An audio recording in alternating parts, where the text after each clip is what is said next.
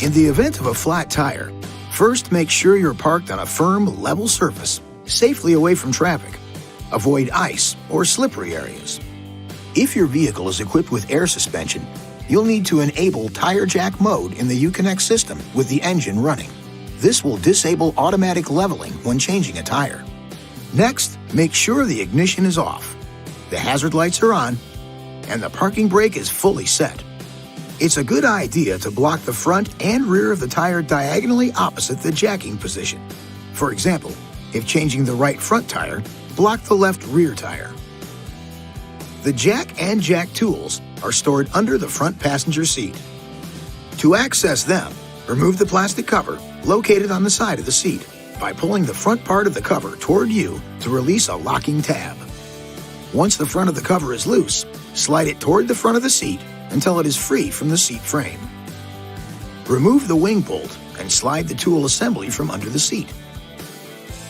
Remove the spare tire before attempting to jack up the truck. Attach the lug wrench to the jack extension tube.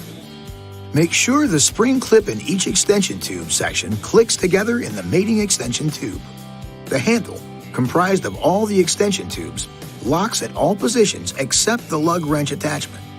Insert the tube through the access hole between the lower tailgate and the top of the bumper and into the winch mechanism tube.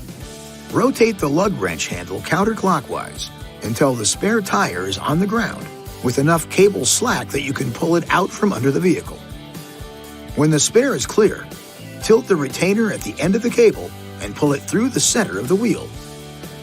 Now loosen, but do not remove the wheel lug nuts by turning them counterclockwise one turn while the wheel is still on the ground. Be aware that your vehicle may have locking lug nuts and require the use of an included special tool. Now look for the proper jacking locations. For a front wheel, place the scissor jack under the rear portion of the lower control arm, with the handle extended diagonally toward the rear of the vehicle. For a rear wheel, place the jack under the rear lifting point with the handle extended to the rear of the vehicle. Make sure the jack itself is level. There should be no one inside the vehicle.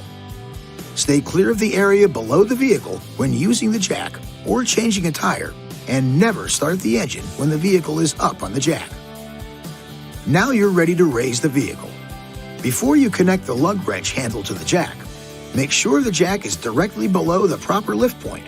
Then, use your fingers to turn the jack screw clockwise to raise the jack until it's securely seated under the lift point. The center line of the jack should sit right on the center line of the axle. Don't jack at an angle, or you could ruin the jacking tools. Now, use the jack handle assembly to raise the vehicle. Keep the handles in line with the jack to minimize lifting effort and to ensure jack function. Raise the vehicle until you've got just enough clearance to install the spare tire. Remember, minimum tire lift provides maximum stability. Okay, now go ahead and finish removing the lug nuts and wheel.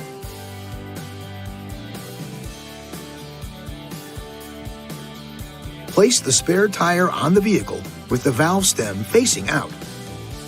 The vehicle could be damaged if the spare tire is mounted incorrectly. Now reinstall the lug nuts with the cone-shaped end toward the wheel. Lightly tighten the lug nuts clockwise. Now you can lower the vehicle by turning the jack counterclockwise and remove the jack. Once on the ground, you can finish tightening the lug nuts. Alternate lug nuts until each lug nut has been tightened twice.